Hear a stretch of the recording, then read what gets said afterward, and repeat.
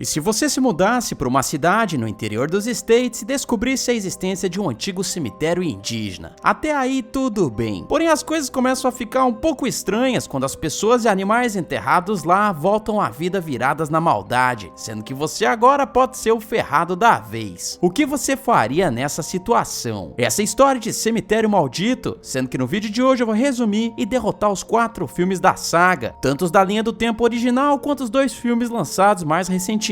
Portanto, se inscreve no canal para acompanhar as próximas sagas aqui, enterra o dedo nesse like e faz o seu top 4 dos filmes da franquia aí nos comentários. Não esquece de dar o like e seguir o canal.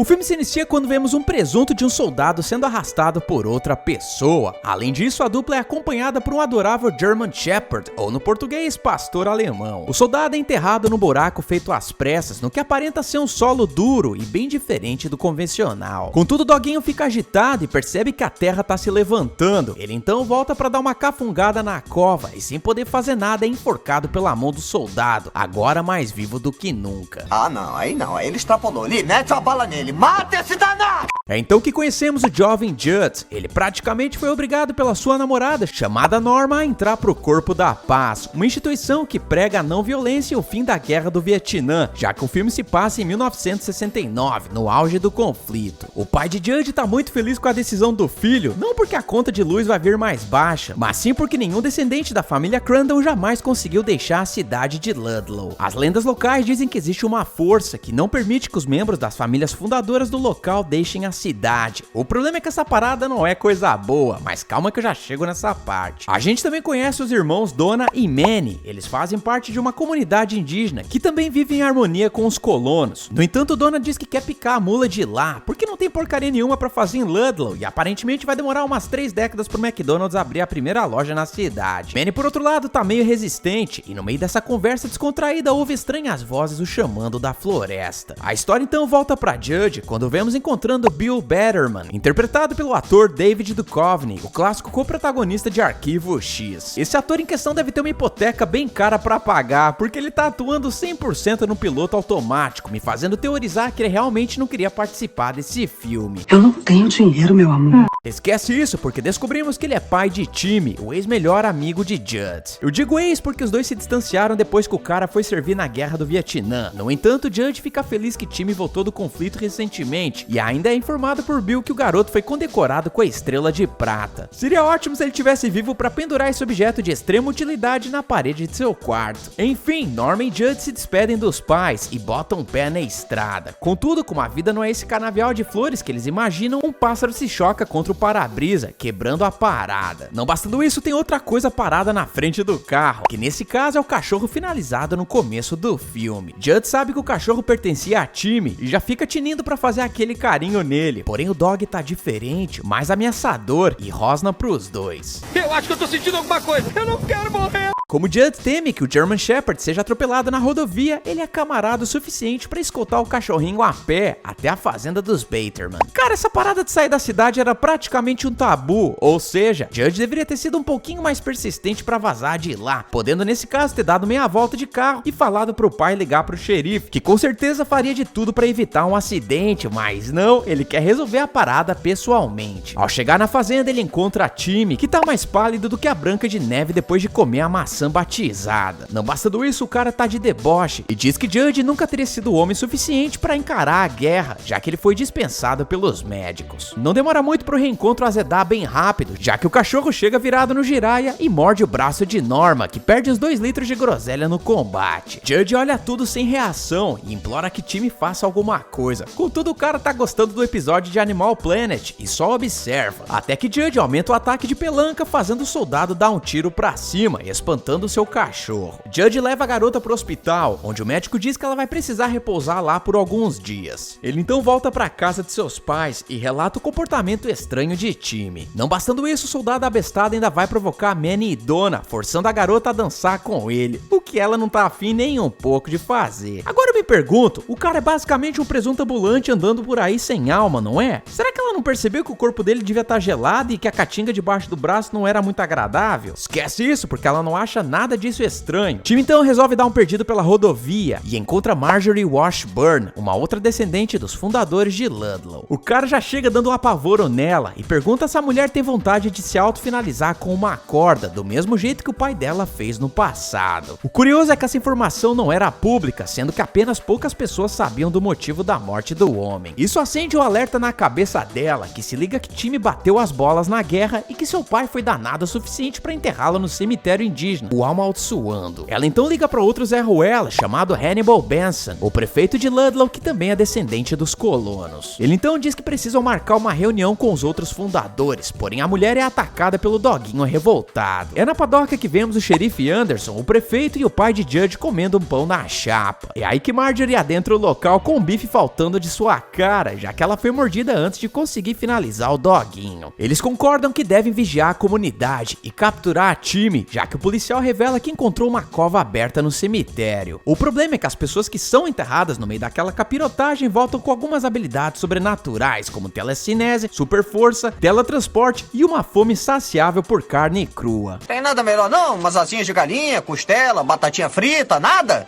Judge então sente o cheiro de esterco da fazenda e resolve investigar o que raio está acontecendo naquele lugar. Ele se une a Manny e os dois vão para a igreja, onde um padre cachaceiro conta a história de Ludlow. Na época da colonização, um grupo de exploradores decidiu entrar na floresta da região. Lá eles encontraram uma tribo de indígenas que fugiram do local, pois havia um terreno que eles acreditavam ser maligno. Não bastando isso, espíritos do capiroto tentavam as pessoas, sussurrando em seus ouvidos para que eles os ajudassem a sair daquele lugar. Resumindo a história, o primeiro grupo liderado por Ludlow entrou em confronto com os indígenas, sendo que o cara foi abatido na trocação. Os seus capangas então decidiram enterrá-lo naquele cemitério amaldiçoado. O problema é que Ludlow voltou com um tinhoso dentro do corpo e um estranho desejo por carne fresca. É aí que o grupo de resgate encontra Ludlow muito selvagem, que logo ataca a galera. Sem escapatória então, os caras finalizam o danado possuído, mas pelo menos cumprem a boa ação de dar o nome dele pra cidade. Ainda bem. Desde então, os descendentes desses colonos ficaram com a importante missão de proteger a cidade de Ludlow e impedir que as pessoas sucumbissem ao poder do lado sombrio vindo daquele cemitério. Eles também se juntaram aos indígenas e construíram um cemitério de animais, justamente porque acreditavam que os espíritos dos pets barrariam os espíritos malignos. Ok, então o papel desses bocós aí é impedir que alguém enterre um presunto no cemitério amaldiçoado. Sendo assim, por que raios eles não fizeram uma escala de vigília? Se esses abestados aí se revezassem durante os dias da semana, poderiam impedir que as pessoas como Bill fizesse essa coisa, mas não, o pessoal fica lá em casa tomando uma xícara de chá e espera que nada de ruim aconteça. Outra coisa, esse pessoal aí teve séculos, eu digo séculos, mais de 200 anos pra cercar esse cemitério com um muro, ou pelo menos cimentar a parada toda, mas não, eles simplesmente colocam umas estaquinhas de madeira e esperam que ninguém vá usar a parada. Idiotas! Dane-se, porque vemos Donna sendo pega por time e finalizada logo depois. O problema é que os espíritos estão querendo dominar a parada toda e fazem o soldado possuído enterrar a mulher na capirotagem também. É aí que o filme apela para uma conveniência de roteiro, porque Time foi enterrado e somente dias depois que ele começou a fatiar a galera. Sendo assim, alguém me explica o motivo de Donna já estar de pé tramontinando todo mundo que ela encontra no hospital? Isso não faz o menor sentido. Esquece isso, porque ela manda um tiozão pra vala e dá uma navalhada em uma outra enfermeira, indo atrás de Norma logo em seguida. A garotinha corre, mas a indígena já aprendeu a habilidade do noturno e se teletransporta pra todos os locais do hospital. Noturno. Nessa hora valia a pena a garota ter usado a janela atrás dela para escapar, já que momentos antes a vemos descendo até o térreo, ou seja, a altura ali não era o problema, mas não, ela tenta convencer a sua bestia a não machucá-la, o que não dá nem um pouco certo, à medida que Norma é sequestrada. Manny então vai atrás da irmã para explicar o que tá rolando pra ela, mas percebe que a casa tá uma bagunça danada. Ele então deduz que a parente foi sequestrada por Time e pede a ajuda de Judge para resgatá-la. E é nesse cara que eu queria chegar. Pensa no protagonista bundão, porque ele sabe que o seu pai tá escondendo o jogo e não tenta extrair a verdade dele. Isso porque ele encontra uma foto dele com Manny queimada por bituca de cigarro bem em frente à sua casa. Se isso não é uma ameaça pra ele, eu não sei o que é. Não tô entendendo nada. Nesse caso, ele poderia ter pedido por favor pro seu coroa, explicando que a vida dele estava sendo colocada em risco, mas não, eles simplesmente ficam se olhando na varanda e ninguém diz nada com nada.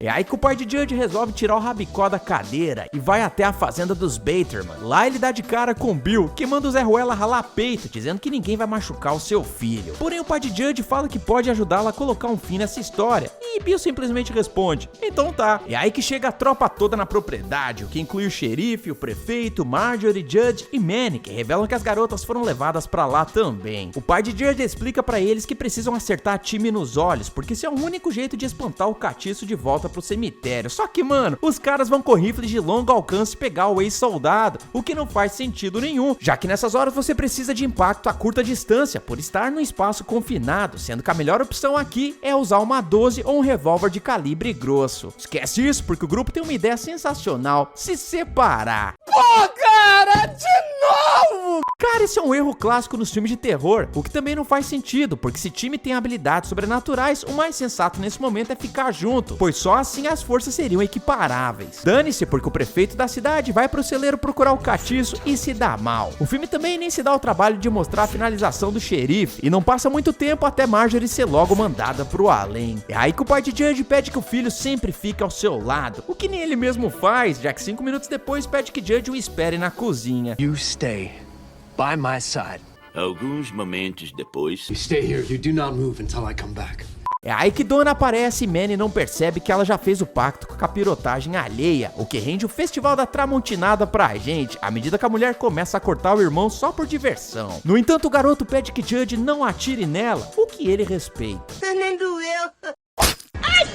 Ainda bem que o pai dele não tinha ouvido o pedido, porque ele entra na cena dando 2 pipocos nela. Só que, mano, esse mesmo cara tinha avisado que era preciso acertar o pessoal possuído na fuça. Por que raiz ele não fez isso então nessa hora? Não sei. Esquece isso, porque o TDAH aqui bate mais forte, fazendo ele ser espetado pela mulher, o que obriga Judge a finalizar sua amiga e se despedir do seu próprio pai. É então que Bill aparece dizendo que time tá incendiando a casa, que o único jeito de escapar dessa é se abrigar no porão. Só que, mano, qual seria o problema em sair da propriedade usando a janela bem do lado deles? Nem tem fogo ali. Dane-se, porque eles descobrem que time andou brincando de minhoca e cavou vários túneis que eles logo usam pra sair. O problema é que Bill acaba vendo o filho encapetado num dos corredores subterrâneos e aceita a realidade, ou melhor, o fato de que ele mijou fora do pinico. Arrependido, ele tenta finalizar o filho, mas o espírito maligno é mais ligeiro e abre o ex-detetive de arquivo X em menos de 30 segundos, o que me leva a pensar que ele seria um ótimo açougueiro. Esquece isso, porque vemos Norma amarrada e prestes a ganhar um tratamento de pele na faixa, à medida que o lodo dos túneis está subindo, e em breve vai enrolar o corpo dela todo no melhor banho de lama da região. Legal!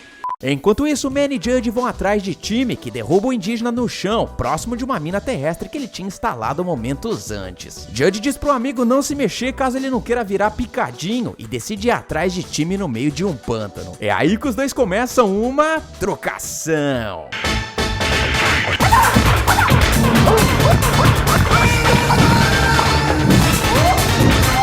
Manny observa tudo à distância e, não aguentando mais essa coreografia mequetrefe, ele pega um sinalizador que por algum motivo Judge tinha dado pra ele e dispara em time, fazendo um headshot muito bonito. Como Norma é uma mulher independente, ela logo percebe que Judge se esqueceu dela e usa as pernas pra cavar a terra, saindo pelo buraco e terminando de vez o processo de rejuvenescimento de pele. No final do filme, Judge percebe que vai precisar seguir o legado de seu pai e proteger a cidade de Ludlow do cemitério maldito. Como a grana tá curta, ele e Norma se mudam pra casa da mãe, enquanto Manny percebe que ali é uma fria e se manda da cidade de uma vez por todas. O filme se inicia quando conhecemos a família Creed, formado pelo pai e médico chamado Lewis, a esposa chamada Rachel e os filhos Ellie e Gage. Como em qualquer família que se preze, também tem que ter um pet, que nesse caso é o gato amoroso chamado Church. Depois de serem despejados do apartamento em Boston, Lewis teve a sorte de ser chamado para atender no hospital da cidade de Ludlow, uma pequena comunidade no estado do Maine. Como o cara tava tinindo para não ficar mais horas e horas no trânsito e evitar a poluição dos escapamentos do mal, ele aceitou a proposta na hora e comprou uma propriedade de 50 acres nos arredores da cidadezinha. O problema é que a porcaria da casa fica virada pra rodovia, onde apenas um completo imbecil iria morar. O cara tem 2 crianças pequenas e a propriedade não tem nenhum muro e muito menos uma cerca pra protegê-las caso elas saiam correndo pra brincar. Portanto, ele poderia ter pegado uma casa no centro da cidade e de preferência longe de estradas onde caminhões gigantes do capeta passam a toda hora. Enfim, Lewis vai trabalhar, enquanto Rachel fica cuidando cuidando dos kids. Bom, quase isso, já que ela se distrai e Ellie decide fuçar no quintal da propriedade, onde ela descobre a existência de um cemitério de animais. Como se isso não fosse bizarro o suficiente, uma voz sinistra é ouvida por ela vinda de trás de uma barreira feita com vários troncos. A parada tranquilamente tem mais de 2 metros de altura, mas mesmo assim Ellie simplesmente começa a escalar a muralha anti-gente besta. Muito bom.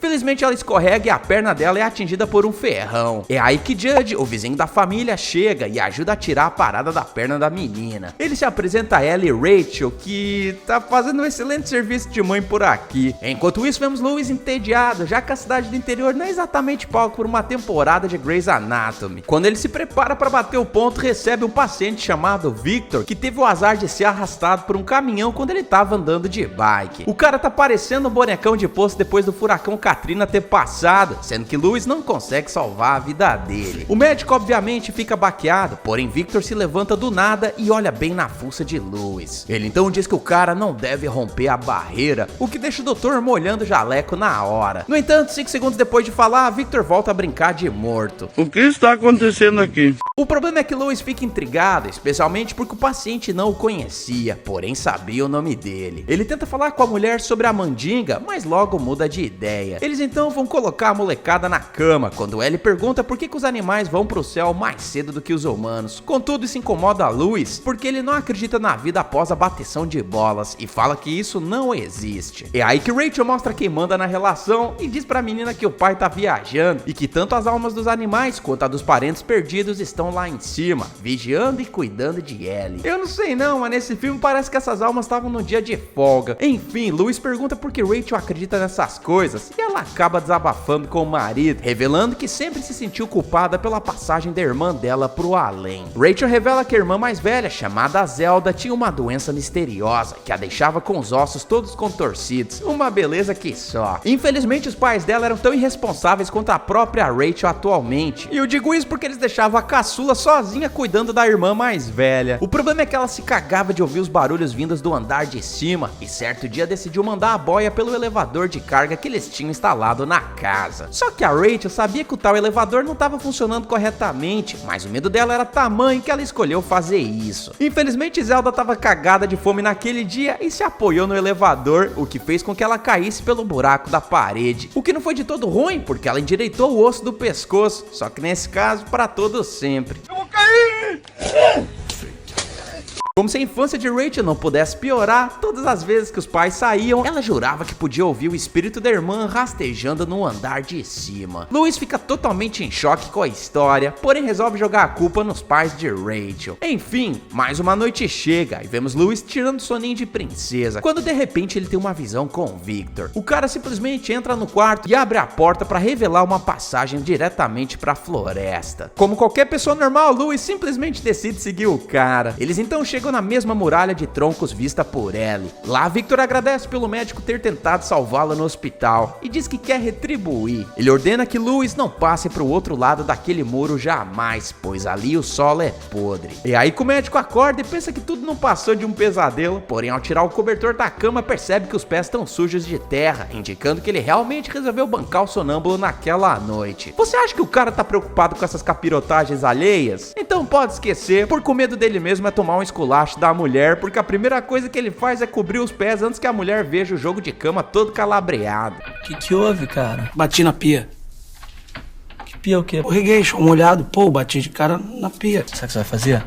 Vai dormir na casa da tua mãe hoje. A gente então observa a Ellie se intrometendo na vida dos outros quando ela visita a Judge. Não bastando o fato dela entrar na sala do cara, a garota também decide fuçar na gaveta dele, descobrindo que o cara tinha uma pistola. O vovô chega e dá o chega pra lá na enxerida, que ainda pergunta quem que é a mulher na foto que ele tá aparecendo. Judge responde dizendo que é a esposa dele, que infelizmente ficou doente e faleceu. Como o cara é muito gente boa, ele é convidado pela garotinha pra comer um bolinho de fubá na casa da família Creed e logo faz amizade com Louis. O médico então pergunta se a casa comprada por ele abrange a área do cemitério de animais, e Judge responde que sim. Contudo, Louis não tá satisfeito e questiona o vovô a respeito do que fica atrás daquele cemitério. Isso deixa Judge completamente desconfortável, e ele diz que é um monte de terra descartável e fala pra eles não saírem explorando por lá, já que é fácil se perder na floresta. Cara, se vocês viram meu vídeo falando do filme Prelúdio, sabem que Judge conhecia aquele local com a palma da mão dele. O que eu quero dizer é que o velho tinha que ter sido muito mais grosso com a família sobre entrar naquele local. Ele poderia ter mentido e dito que tinha ursos selvagens por lá, ou até mesmo falar que era uma reserva indígena protegida pelo governo. Basicamente, ele deveria ter dito qualquer coisa que fizesse Louis não xeretar naquele local. Dane-se, porque o dia de Halloween chega e Judge chama Louis de canto. O velho tá bastante preocupado porque o gato Church foi atropelado por um caminhão e a notícia vai deixar a Ellie chorando as pitangas por semanas. O pai da garotinha concorda e fica bastante abalado de ter que dar a novidade pra filha, o que deixa Judge ainda mais de coração mole, pois o vovô se afeiçoou à garotinha meiga e gentil. O vizinho então pede que Louis o siga até o cemitério de animais. Quando o médico se prepara para cavar a cova, Judge diz que eles irão um pouco mais longe para fazer isso e pede para Louis que ele pule o muro de troncos. Ah não, sério? O que vocês acham que o médico faz? É óbvio que ele segue Judge, e assim que os dois entram na parte fechada da floresta, caminham até chegarem numa escada antiga, que eles logo sobem, indo finalmente parar no cemitério maldito. Cara, desculpa, mas Louis já tinha recebido o espírito de Victor 2 vezes, e ele foi bem claro em dizer pra ele não passar daquela barreira. Por que raiz ele tá fazendo isso então? 1 milhão de vezes!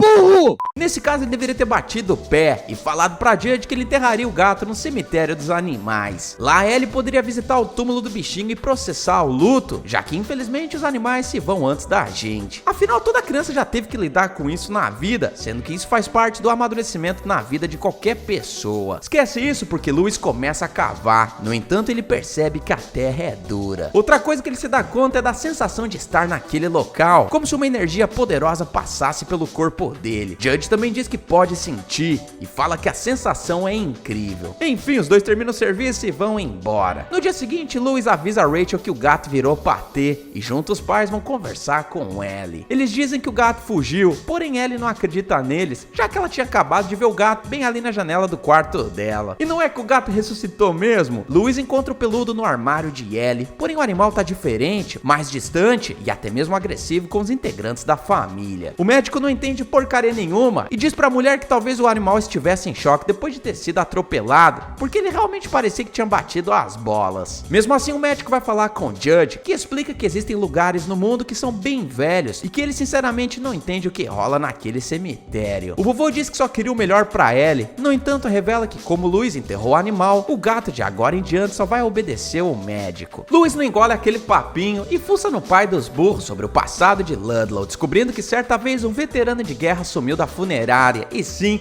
o jornal estava se referindo a Dan, o Zé Ruela lá do filme Prelúdio. Enquanto isso, Ellie tá dando aquele dia de princesa pra Church, porém o gatinho não gosta de ser importunado e arranha a menina. Louis faz um curativo nela, porém acha tudo aquilo muito estranho, já que o gato jamais tinha feito algo parecido antes do atropelamento. Naquela noite o bicho pega porque Louis tem outra visão com Victor, que avisa que o fim da família do médico apenas está começando, na mesma hora que o cara é quase atropelado por um caminhão imaginário. Eu acho incrível que o espírito do cara quer ajudar, mas nunca vai direto ao ponto. Ele poderia simplesmente ter falado pro doutor ir embora da cidade e explicado o que aconteceria caso ele não obedecesse, mas não, bora ficar brincando de imagem e ação com os vivos. Quem também tem uma visão super realista é Rachel, que vê a irmã deformada no elevador de carga indo atrás dela. Ela se assusta e desabafa com Louis que algo de errado não tá certo naquele lugar, pedindo que eles voltassem pra Boston. No entanto, o médico diz que tem uma ideia melhor, fazer um baita festão de aniversário pra Ellie bem no quintal da casa de frente pra rodovia. Mesmo assim, os sinais não param e Louis vê um desenho feito por Gage, onde um boneco de palitinho tá sangrando pela cabeça, exatamente o mesmo hematoma que Victor tinha quando partiu pro além. O cara então vai falar com o filho caçula, mas percebe que o gato entrou no berço do moleque, o que deixa o médico desconfiado do animal. Louis decide desabafar sobre aquilo com Judge, que diz que cometeu um erro. O cara então conta um evento da infância dele, onde o cachorro de Judge foi pego por uma cerca de aranha arames farpados. Na ocasião, o pet foi enterrado no mesmo cemitério pelo pai de Judge. Não demorou muito pro cachorro voltar, porém ele veio com excesso de raiva, o que obrigou o pai do vovô a colocar o cão de volta debaixo de terra, só que dessa vez permanentemente. Só que, mano, é aí que o Judge diz pra Louis que achou que seria diferente com o Church. Só que, mano, isso não faz sentido nenhum. Durante a adolescência ele já tinha visto que aquilo era uma baita cagada, já que a melhor amiga dele, o melhor amigo dele, o cachorro do melhor amigo dele, todos piraram o cabeção depois de terem sido enterrados no cemitério maldito. Como raiz, ele achou que o caso do gato seria diferente depois de testemunhar 4 experiências totalmente fracassadas. Eu não estou suportando mais.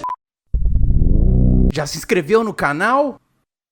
Cadê o like? Dane-se, porque Judge acaba revelando o passado do cemitério. Ele diz que as tribos indígenas que viviam naquele local acreditavam que havia um espírito maligno nas redondezas, chamado de Wendigo. Na época, os índios ficaram tão cagados de medo que eles fugiram do local, mas não antes em erguer a barreira de troncos, justamente para manter as pessoas afastadas daquele local. Ele diz que o cemitério tenta seduzir as pessoas a irem até lá, e é justamente por isso que elas ouvem as vozes vindas do local. O mal que existe ali é tão poderoso que até mesmo consegue causar visões nas vidas das pessoas. Como Louis acabou se aproveitando do poder daquele cemitério, ele agora está exercendo poder sobre o médico. Enfim, Judge diz que talvez seja melhor Louis mandar o gato pra vala de forma definitiva, o que ele faz, pois não demora nem 2 horas para ele tentar aplicar uma injeção bem-vindo ao além no gatinho, que se debate e tenta fugir. Como Louis é um cagão, ele não tem coragem de ir até o fim e simplesmente solta o gato no limite da cidade, esperando que um caminhoneiro faça o serviço sujo por ele. Infelizmente, o tiro sai pela culatra, porque no dia da festa de Ellie, a garota fica feliz do gato ter reaparecido e sai pra brincar com ele no meio da estrada, o que atrai a atenção de Gage. O rapazinho leite com pera sai atrás da irmã bem na hora que um caminhão atravessa a pista, o que faz o motorista se desesperar e na loucuragem a carga do veículo se solta, fazendo um strike muito bonito com Ellie.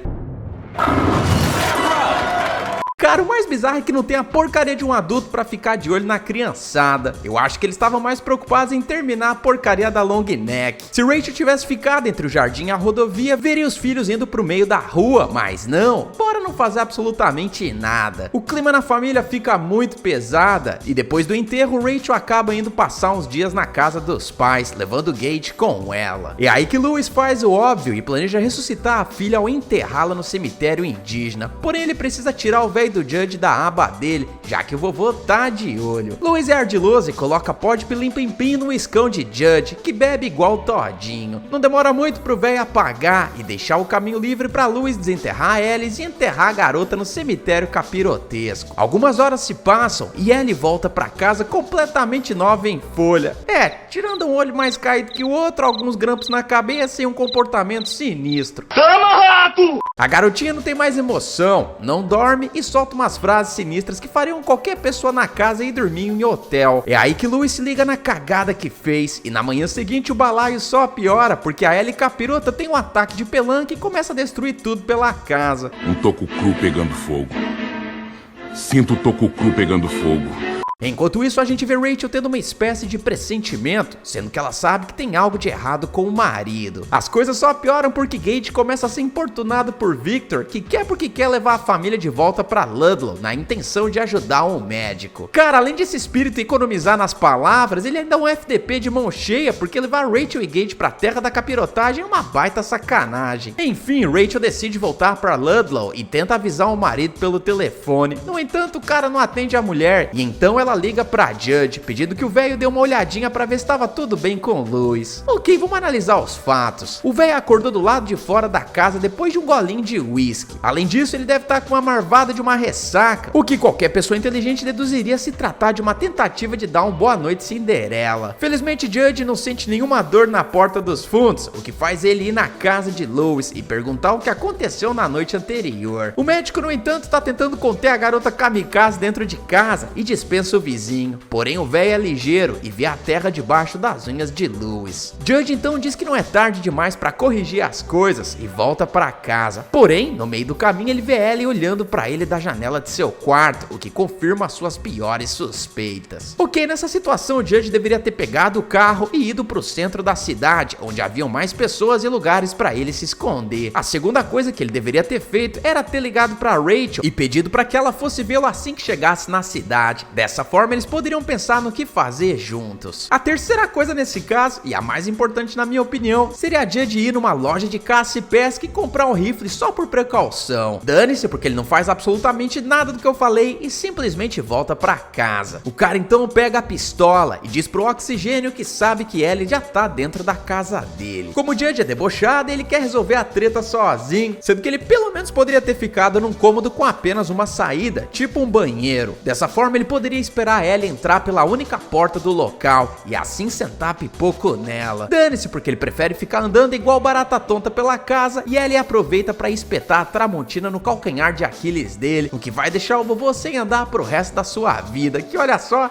é de apenas mais 35 segundos. Enfim, Rachel se vê presa no trânsito e Gage tá quase melando a 37ª fralda do dia, porque o Victor tá sentado no banco bem do ladinho dele. Aliás, por que raios um espírito precisa acompanhar a família dentro do carro quando ele pode usar teletransporte? Esquece isso, porque Rachel chega na casa e diz que tava com saudade de Louis. No entanto, o médico tá mais interessado em mostrar a Ellie capirota, que deixa a mãe totalmente enojada. A mulher recusa o abraço da menina do mal e diz que aquela pentelha podre não é a filha dela. Isso acaba sendo a gota d'água, ou melhor, o punhado de terra que faz Ellie colocar Rachel no topo da lista de alvos dela. A menininha então dá um balão no pai Zé Ruela, que vê as luzes da casa de Judge acesas e acha que a filha foi pra lá, e essa parte do roteiro é muito zoada. Como Louis morde a isca, Ellie dá meia volta e pega uma Tramontina pra finalizar a concorrência feminina da família. Cara, o papel de um pai de família é naturalmente ficar com a família. Sendo assim, Louis deveria ter pedido pra Rachel e Gage irem junto até a casa do lado e não ter simplesmente saído correndo atrás da capirota. Dane-se, porque Ellie pula em cima da mãe e incrivelmente consegue espetar o bucho dela. No entanto, Rachel se defende e dá uma bicuda na cara da filha fake da Shopee. Enquanto isso, Louis percebe o tamanho da borrada que fez ao ver Judge fatiado pro churrasco de domingo e desesperado corre de volta pra sua casa. O médico pelo menos poderia ter pegado a arma que tava bem do lado da mão do vovô. Eu digo isso porque Ellie com certeza teve um upgrade na força física, porém eu acho que ela não é páreo pra pólvora no rabicó. Esquece isso, porque a esse ponto Rachel conseguiu bloquear a porta do outro quarto com a mobília, porém ela vacila feio porque deixa de colocar o peso dela contra a porta pra jogar Gage no colo do marido pela janela, sendo que seria muito mais inteligente o Louis simplesmente ter entrado na casa e agarrado a fedelha fora do prazo de validade de jeito, mas não, porque ele prefere pegar o caçula e assistir a esposa ser tramontinada igual um contrafilé macio no churrasco. Louis, por sua vez, tranca Gage no carro e pede que o menininho não abra a porta pra ninguém, nem mesmo pra Ellie, o que pra mim não faz sentido nenhum. O carro dele por acaso era blindado? É claro que não, portanto Ellie poderia ter quebrado a janela sem qualquer dificuldade, simplesmente tacando uma pedra no vidro. Esquece isso, porque Louis volta pra ajudar a esposa, que já tá vendo a Sininho do outro lado do túnel. Ela implora para que o ramelão não a enterre no cemitério maldito, e quando Louis vai dar sua resposta, ele é nocauteado pela filha do mal. Eu estou no limite. Infelizmente, Ellie enterra a mãe no solo capirotesco, e nesse meio tempo, Louis acorda dentro da casa. O cara acha que não é tarde demais e corre para impedir o inevitável, porém Ellie aparece no cemitério de animais para mais um episódio de trocação.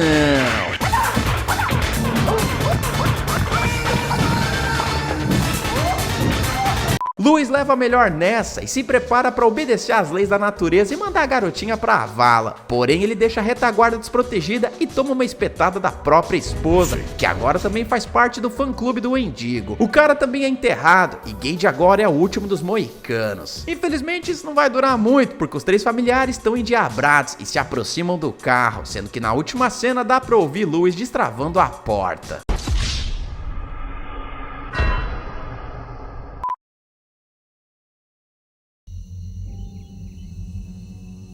O filme se inicia quando conhecemos o cemitério de animais na pequena cidade de Ludlow, ao mesmo tempo que ouvimos um coral de crianças medonhas cantando de fundo. Quem tá se mudando para a região é a família Creed, formada pelo pai e médico chamado Louis, a mãe Rachel, os filhos Gabe e Ellie, o gatinho chamado Church e o Adonis. Enfim, Ellie é a pessoa mais pela-saco da família, já que a garota consegue chorar mais do que aquele moleque mimado do Kyle.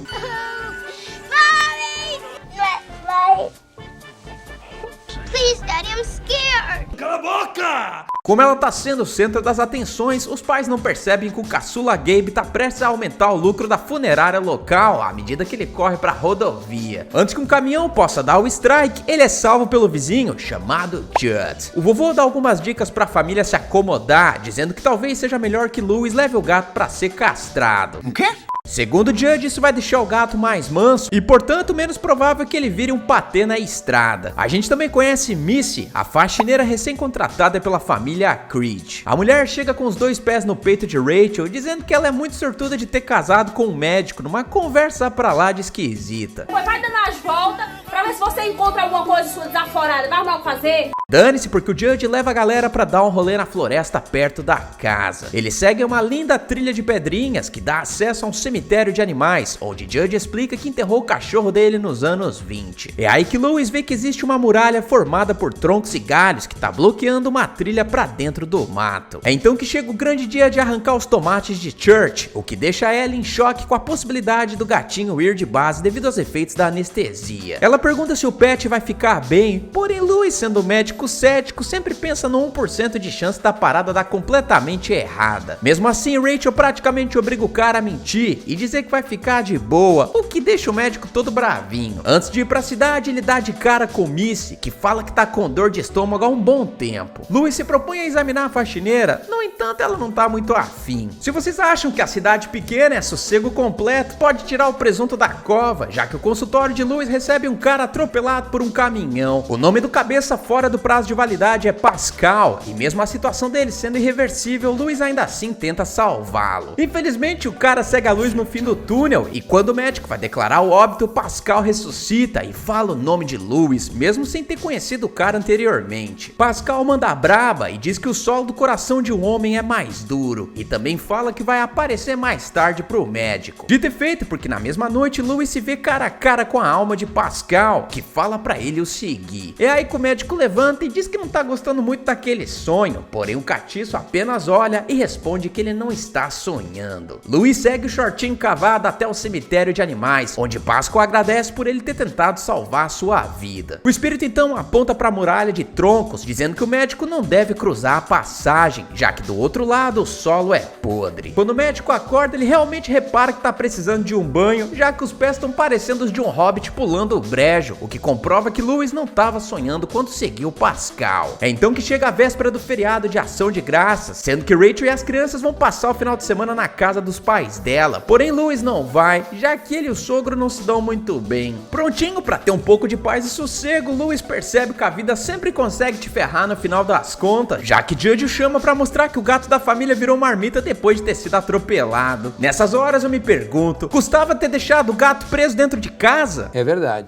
Dane-se, porque Louis fica na bad e fala pro vizinho que Ellie ainda é muito nova pra lidar com a morte. Isso dá uma ideia pro vovô, que sugere que eles enterrem o gato do outro lado da barreira. Cara, Louis sabia que não devia atravessar a parada de acordo com o encosto, correto? Outra coisa, se Ellie é leite com pera e não consegue lidar com a realidade, bastava que Louis tivesse falado que o gato tinha fugido de casa. Dane-se, porque o destino tenta ajudar o cara, o derrubando da barreira. Mesmo assim, o médico é teimoso e continua seguindo em frente. Os dois então chegam no cemitério indígena sinistro, onde o solo é mais duro do que a minha conta bancária no final do mês. Judd então diz que tem uma coisa muito mais importante pra fazer: fumar um cigarrinho, enquanto ele assiste Louis enterrando o gato. Não aguento trabalhar, não trabalho mais não. O problema é que no dia seguinte Louis dá de cara com o gato, que aparenta tá muito vivo. Ele examina o bicho e sente que ele tá mais fedido do que o macho que vai na academia depois do trabalho e não reaplica o desodorante. Church então dá uma arranhada na cara de Louis, mostrando que de alguma forma ele voltou mais agressivo. Mas também tu quer o quê? O médico tá segurando o bicho pela garganta. Enfim, Louis vai trocar uma ideia com Judd, que explica que quando era jovem o cachorro dele bateu as bolas. O cara então decidiu enterrar o doguinho no mesmo cemitério. No entanto, ele também voltou diferente, mais agressivo, e desde aquele momento nunca mais voltou a ser o cachorro que Judd conhecia. Ótimo, se você já viu o demônio incorporando no seu cachorro, por que raios você vai cometer o mesmo erro de novo? Esse é o tal do mula. Dane-se, porque o Judd ainda fala que o solo do coração do homem é mais duro, exatamente as mesmas palavras que Pascal tinha dito no hospital quando avisou o médico pra ele não fazer cagada. Isso assusta Louis por uns 3 segundos, porque depois ele esquece dessa parada. Dane-se, porque no final do dia tudo tudo que Louis quer é um banho de espuma na banheira. A diferença hoje é que ele vai ter que dividir o espaço com o mestre Splinter, que Church gentilmente joga na água. Ai, que nojo! É então que a família de Louis volta pra Ludlow e Ellie pergunta se o gato tá bem. Ela diz pro pai que teve um pesadelo, onde viu que o gato tinha sido atropelado e Louis então decidir enterrá-lo no cemitério de animais. Enquanto a família se abraça na frente da lareira, a gente vê Missy subindo numa mesa pra brincar de pular a corda com a cabeça. A faxineira então deixa um bilhete dizendo que sabe que tá com câncer e que não pode mais viver com a dor que a doença causa. Rapaz, ela realmente tá precisando de um caderno de caligrafia.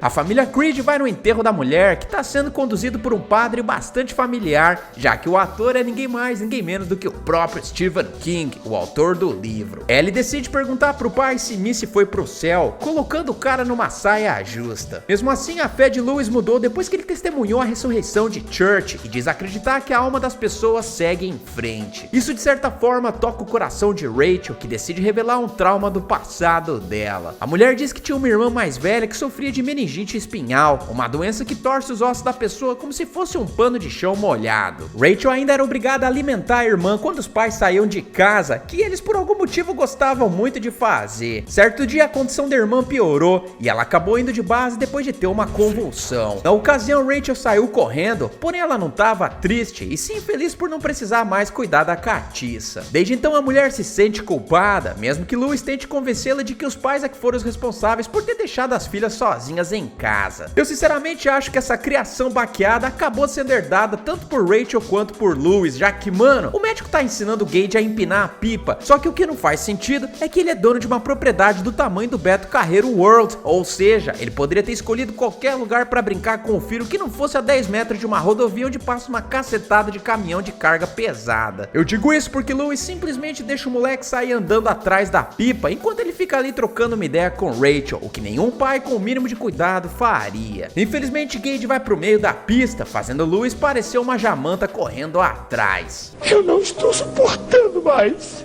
Cara, nessa hora o médico deveria ter gritado com o moleque ou feito algum som que pudesse atrair a atenção dele para dar tempo suficiente para pegá-lo, mas não, ele nem pede pra Gage parar de andar e sai correndo atrás do moleque, o que dá direito a uma bela lambida na terra à medida que Louis toma rola. Infelizmente, Gage acaba servindo de pino de boliche ao ser atropelado pelo Bino. No funeral o bicho pega, já que o sogro de Louis acusa o genro de ser um pai horrível. Olha só, o sujo falando do mal lavado. Mais tarde, Judd se liga na ideia que pode estar passando pela cabeça do médico e diz que não importa o que aconteça, ele não deve enterrar Gage no cemitério indígena. Louis acredita que despertou as forças do mal ali presentes ao mostrar o ritual pro médico, as mesmas forças que causaram a morte de Gage com o propósito de fazer Louis enterrar o filho lá. Judd também conta a Louis a história de um morador local chamado Bill Baterman, que enterrou seu filho Timmy no cemitério depois que ele foi abatido no final da Segunda Guerra Mundial. Timmy voltou como uma entidade malévola, aterrorizando todos os habitantes da cidade.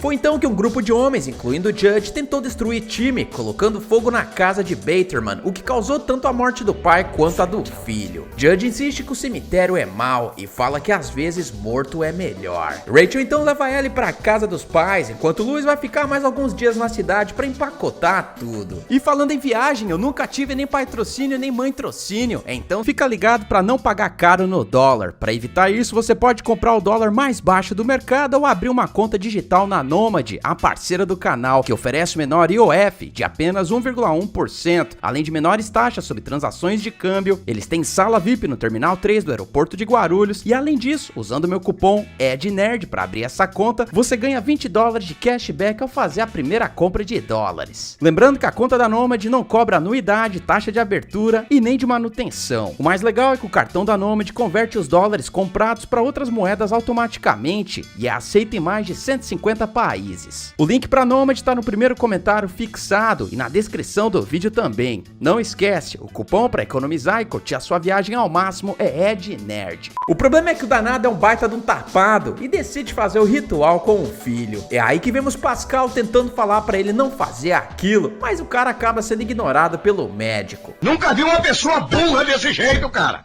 O Catiço então dá uma passada em Chicago e se comunica com ela através de um sonho, dizendo que a garota precisa convencer a mãe a impedir que Louis faça aquilo. Inicialmente Rachel não acredita na garota, porém ela diz que Pascal tentou avisar Louis no momento em que ele desencarnou no hospital, e como ele não conhecia aquela palavra, a esposa de Louis se liga que de alguma forma ela está falando a verdade. A mulher então liga pra Judge, que fala que não viu Louis recentemente. Depois de receber essa informação, Rachel decide pegar um avião e encontrar o marido. Ok, Judge agora se liga que seus piores medos estão prestes a virar realidade, portanto, ele poderia ter ido até o cemitério e esperado o médico chegar com Gage. A partir daí, bastava ele ter dado um tiro no joelho do médico, sendo que eu duvido muito que Louis conseguiria cavar depois disso. Judge também poderia ter colocado fogo na barreira de galhos, criando um incêndio que impediria a Louis de atravessar. Dane-se, porque ele tem uma ideia melhor: sentar na cadeira e tirar um cochilo. Isso deixa o caminho livre pra Louis enterrar o filho e ir pra casa esperar por ele. O problema é que o cara é tão inútil que acaba dormindo, o que permite que Gage entre na casa, pegue o bisturi do pai e vá até a propriedade de Judge fazer cosplay de Chuck. O pior é que o Judge tá dormindo na varanda quando ele acorda e repara que o hall de entrada tá sujo com as pegadas do capirotinho. Nessa hora, Judge poderia ter ralado o peito e chamado a polícia, dizendo que algum humilhante tinha entrado na casa dele. Dessa forma, os tiras iriam atender a ocorrência e descobririam o capirotinho, que muito provavelmente tentaria atacá-los. Com sorte, 2 tiros resolveriam o problema.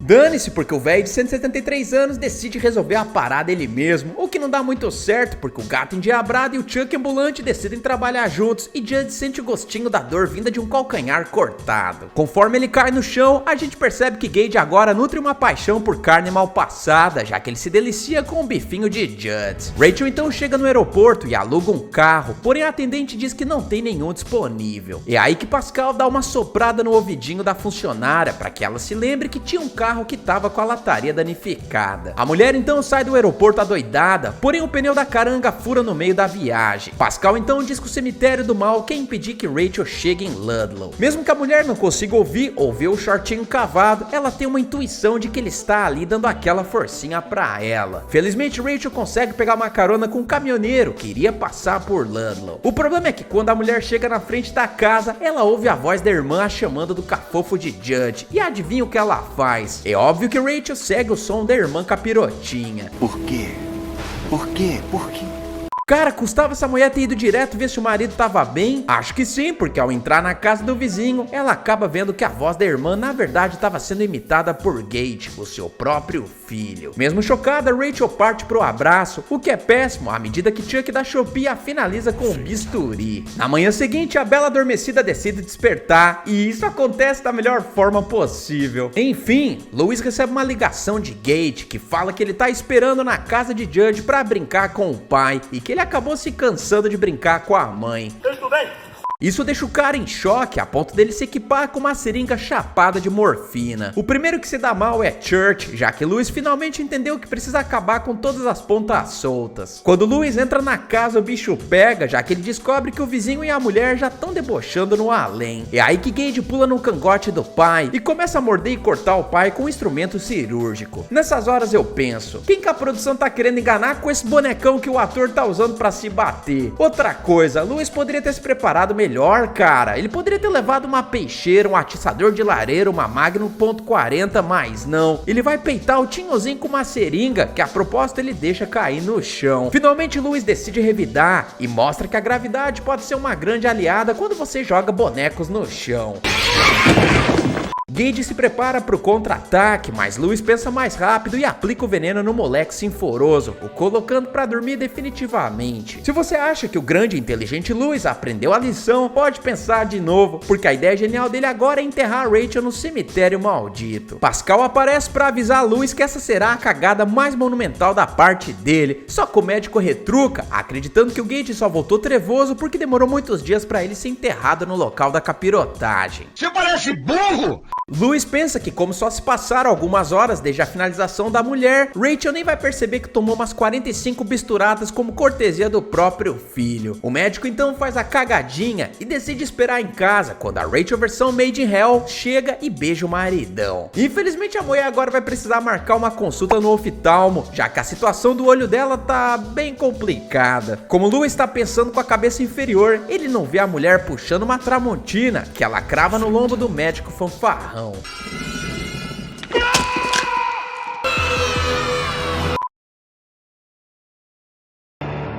Pet Cemetery 2.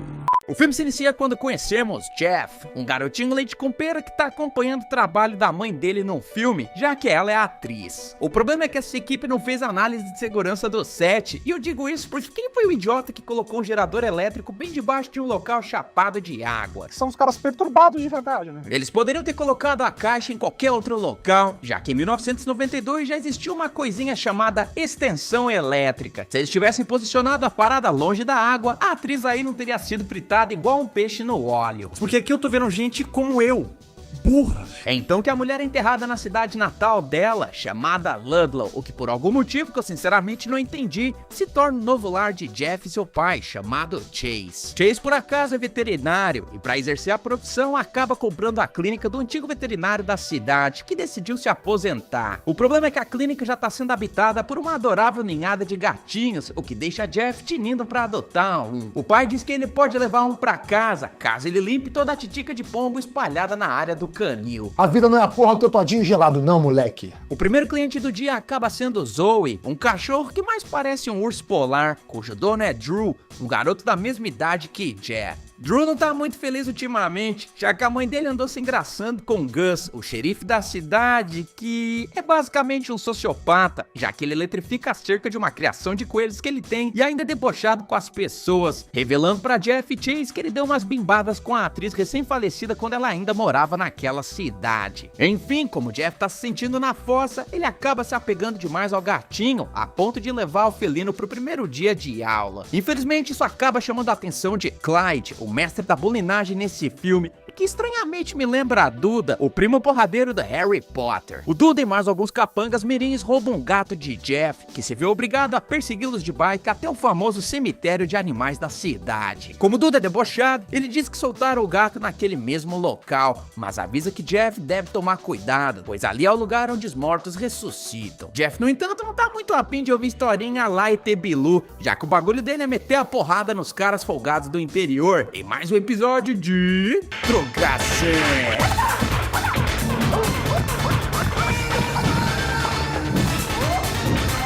Jeff perde a luta de frangas e mesmo machucado vai atrás do gatinho. É aí que ele sente a presença maligna do cemitério maldito, porém ele é inteligente o suficiente para voltar para casa correndo. Algumas noites depois a gente vê Gus tentando dar uma bimbadinha com a mãe de Drew, que eu nada gentilmente vou ter que chamar de poia nesse vídeo. E eu digo isso porque ela é uma marmota em relação a cuidar do próprio filho. Pai, para!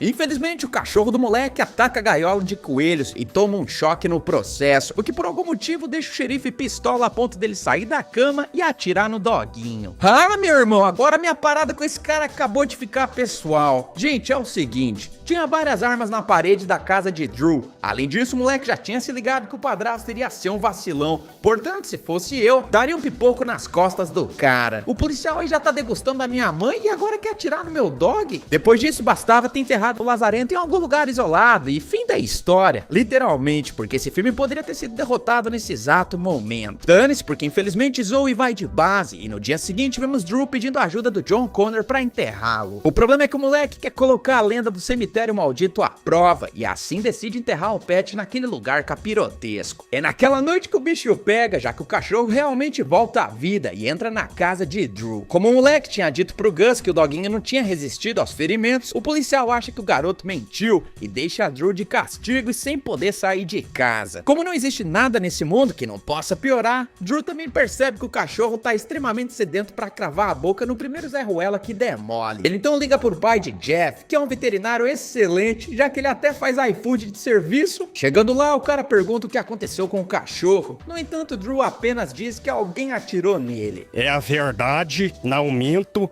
Chase então leva o animal para a própria casa, onde ele tira uma amostra de sangue e faz um curativo. Não bastando isso, o veterinário repara que Zoe não tem nenhum batimento cardíaco. O mais bizarro é que se passam 3 dias, sendo que o ferimento do cachorro não dá nenhum sinal de cicatrização. É aí que o Chase recebe uma ligação do laboratório para onde ele tinha mandado a amostra de sangue. Na ligação, o técnico zoa com a cara do veterinário, perguntando por que raios ele coletou DNA de um doguinho morto. Só que o Chase bate o pé e diz que Zoe parece estar vivinha da Silva positiva pra ele. Essa informação deixa o cara com a pulguinha atrás da orelha e ele então vai atrás do antigo veterinário da cidade. Infelizmente o cara aposentado tá completamente surtado da cabeça e não explica sobre o cemitério maldito com clareza, apenas se limitando a dizer que o animal realmente foi de base, assim como o filho de Louis no passado. Enfim, é então que chega o dia de Halloween, sendo que a mãe Poia fica com dó de Drew, deixando ele pegar os docinhos, mesmo sem ter a permissão do padrasto. A galera da escola se reúne no cemitério de animais, e é lá que o Duda conta o que aconteceu depois que o Dr. Lewis enterrou a esposa no final do primeiro filme. Segundo a lenda, Rachel mandou o marido pra vala e ficou perambulando pela cidade até que os moradores a colocaram pra dormir definitivamente. Ellie, a filha do casal, ficou doida da cabeça e decidiu descontar a ausência dos pais nos próprios avós, antes de ser mandada para um hospital psiquiátrico. Ok, eu tenho quase certeza que essa parte da história é mentira, mas quem se importa, não é mesmo? Enquanto isso, vemos Gus chegando em casa e perguntando onde raios o enteado se meteu. É aí que ele se liga que a Poia desrespeitou a ordem dele, o que faz o policial ir atrás do moleque no cemitério. Quando o xerife chega lá, todo mundo pica a mula, exceto Jeff e Drew, que ficam lá só pra apanhar de graça. Quando chega o momento de Drew sentir o gosto do cacetete, Zoe aparece e ataca a Gus, o finalizando ao morder o pescocítio dele. Nessa hora, tudo que Drew tinha que ter feito era ter deixado o policial ali mesmo. Eles moram numa área cercada por uma floresta gigante, o que significa que o local é infestado de coiotes, ursos e tudo que é animal querendo morder as pessoas alheias. Sendo assim, era só ter colocado a culpa em um animal selvagem. E se Drew e Jeff tivessem combinado uma história, a polícia não teria como saber o que realmente tinha acontecido com o padrasto lazarento. Dane-se, porque esses dois jumentos decidem enterrar o cara no cemitério maldito. E isso porque o Drew já tinha visto o cachorro voltando encapetado. Por quê? Por quê? Por quê? Algumas horas se passam até que Gus volta pra casa. Ao encontrar Drew, ele parece estranhamente manso com o garoto. Simplesmente sobe as escadas pra enfaixar o pescoço. O problema é que se esse cara já era ruim antes, agora ele voltou com o Beelzebub enfiado no... E eu digo isso porque ele decide macetar a mãe Poia, mesmo contra a querência dela. Principalmente pelo fato dele estar cheirando a um tribufu que ficou fora da geladeira 3 dias sob o sol de Salvador. Enfim, alguns dias se passam e Ju até começa a gostar do padrasto, que por sua vez não tá mais na moda dos coelhos, e decide preparar todos eles pro jantar, que também vai contar com a ilustre participação de Jeff. E aí que a gente vê uma das cenas mais bizarras nessa saga, e eu realmente não sei se é porque o Gus age como uma pessoa que caiu 10 lances de escada, ou se é porque ele come direto da colher usada para pegar purê, e Drew simplesmente se serve logo depois. Nessa noite as coisas ficam, no mínimo, estranhas, e eu digo isso porque o pai de Jeff tá sonhando com a esposa falecida dele, e nesse mesmo ato tá usando uma máscara de Zoe. E o que tá acontecendo nesse filme? Um monte de bosta. Enfim, o veterinário acorda e repara que tá sendo atacado pelo cachorro, o que não deixa outra escolha a não ser mandar chumbo grosso no peludão, que acaba fugindo pela janela. Na manhã seguinte, vemos Jeff e Drew pedalando juntos, quando John Connor do multiverso decide voltar pra casa. O problema é que no meio do caminho ele tromba com o Duda, que derruba o moleque da bike. Os dois então saem numa trocação de prangas mais uma vez, sendo que Jeff consegue apanhar novamente e vai tomar um fatality na própria bicicleta, quando de repente Gus chega ao resgate e fala pro moleque voltar pra casa, que ele agora vai resolver a parada. É aí que o Duda fala que o policial não pode encostar um dedo nele, só que ele não contava que não seria o dedo, e sim o pneu da moto do revoltadinho. No processo, Duda realmente repara que a sorte não tá a favor dele, e eu digo isso porque o cachecol fresco que ele tá usando enrola no pneu, o que de quebra dá aquela bela cirurgia plástica na cara do rapaz. Quem não liga muito pra isso é Gus, que até se diverte, porém ele fica irado ao perceber que Drew tava assistindo tudo de camarote, querendo varrer a sujeira pra debaixo do tapete, ou nesse caso, varrer o enteado pra debaixo da terra. Ele persegue Drew até a casa da mãe do garoto, onde ele começa a tocar o terror ao perseguir o enteado. Cara, nessa hora Drew deveria ter ido pra um lugar menos óbvio, como a clínica do pai de Jeff, ter feito uma ligação pra avisar a mãe, mas não, porque ele prefere a trocação e pega uma arma pra atirar no padrasto endemoniado. O problema é que ele esquece de uma coisa fundamental: as balas que Gus gentilmente esfrega na cara dele. Se vocês repararem bem, tem uma segunda arma na parede da casa, sendo que Drew poderia ter dado 2 passos pra trás e ter usado a parada na fuça do padrasto, mas não. Dane-se, porque Drew repara que tem mais um probleminha pra resolver, já que nem mesmo o cachorro tá mais do lado dele. Ao ser atacado tanto pelo doguinho quanto pelo padrasto, ele corre e incrivelmente consegue fugir pela janela, na mesma hora que a mãe do cara chega em casa. Finalmente a Poia percebe que o marido tem sérios problemas com o controle de raiva e foge com o garoto de carro. No entanto, eu acho que os dois vacilaram feio nessa hora, e eu digo isso isso porque Gus é claramente um cara arrogante, o que significa que ele muito provavelmente deixou as chaves dentro do Jeep da polícia. Sendo assim, Drew e Apoy deveriam ter se certificado de que o maníaco do interior não conseguiria segui-los de carro, o que significa que eles poderiam ter pegado as chaves do Jeep e fugido no carro da mãe de Drew. Dane-se, porque eles não fazem isso e a gente é agraciado com uma perseguição de carros à lá Velozes e Furiosos. Infelizmente, Gus voltou do além com um curso completo de drift, porque ele manda o carro da própria família na direção de um caminhão,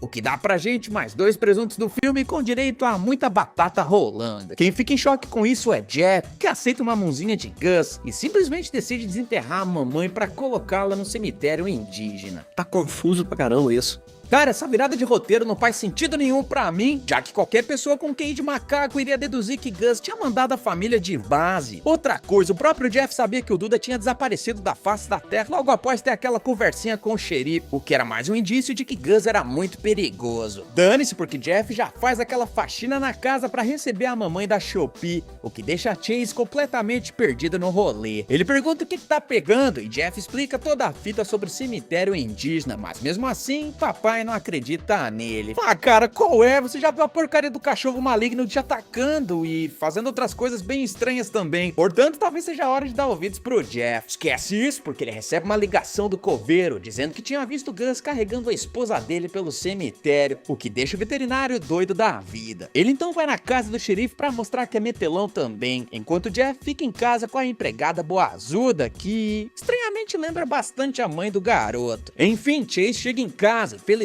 vai armado, já que ele manda bala na amante dele. E sim, eu tô me referindo ao cachorro da noite anterior. Não é fácil pra mim. Eu sei que passamos bons momentos juntos, mas eu achei outra pessoa. Ah, mas não me olhe desse jeito. Podemos ser amigos, mas não dá. Não.